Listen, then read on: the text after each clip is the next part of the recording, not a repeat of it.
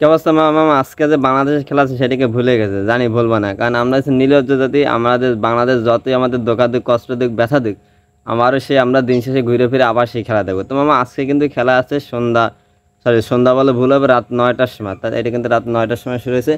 আশা করি সবাই খেলাটা দেখবেন, কারণ যারা যারা বলতেছেন যে খেলা দেখবো না, এশিয়া কাপের পর থেকে খেলা ভালো লাগে না, কারণ বাংলাদেশে আমাদের কোনো প্রকার কোনো অর্জনই দিতে পারে না, বা আমার বাংলাদেশ ক্রিকেট আমাদের কষ্ট বোঝে না, বা বাংলাদেশের প্লেয়ার আমাদের কোনো প্রকার কষ্ট বোঝে না।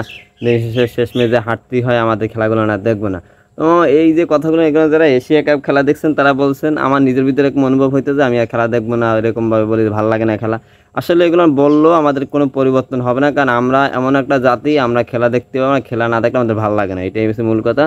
আমরা বাঙালি জাতি, আমাদের ক্রিকেট ছাড়া আমরা কোনো কিছু বুঝি না। যারা ক্রিকেট খেলা বোঝে বা দেখে তারা নিয়মিত খেলা দেখবে। ওই বাংলাদেশ বারবার ধোঁকা দেবে, বাংলাদেশ কষ্ট দেবে, তারপরে আমাদের খেলা দেখতে হবে।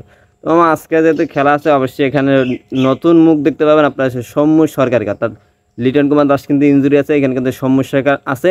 তো আশা করি সৌম্য সরকার বিগত দিনে অনেক দিন পর কিন্তু সে একটা পারফরমেন্স দেখাইতে পারবে, কারণ ছিল সৌম্য সরকার কিন্তু অনেক দিন ধরে কিন্তু অর্থাৎ স্কোয়াডে ছিল না, ন্যাশনাল টিমে ছিল না। তো সে কিন্তু গ্লোবাল সুপার লিগ খেলতে গেছিলো, সেখান থেকে পরবর্তীতে কিন্তু তার কিন্তু ফর্ম ছিল মোটামুটি, আর যে ভালো রেঞ্জে খেলা খেলতে পারতেছে তাও না।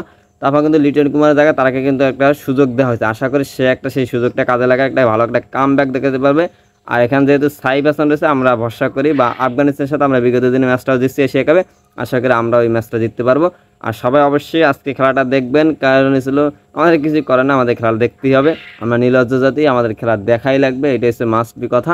তো আশা করি সবাই রাত 9টার সময় খেলাটা দেখবেন ইনশাল্লাহ। আশা করি বাংলাদেশ জয়লাভ করবে ইনশাল্লাহ।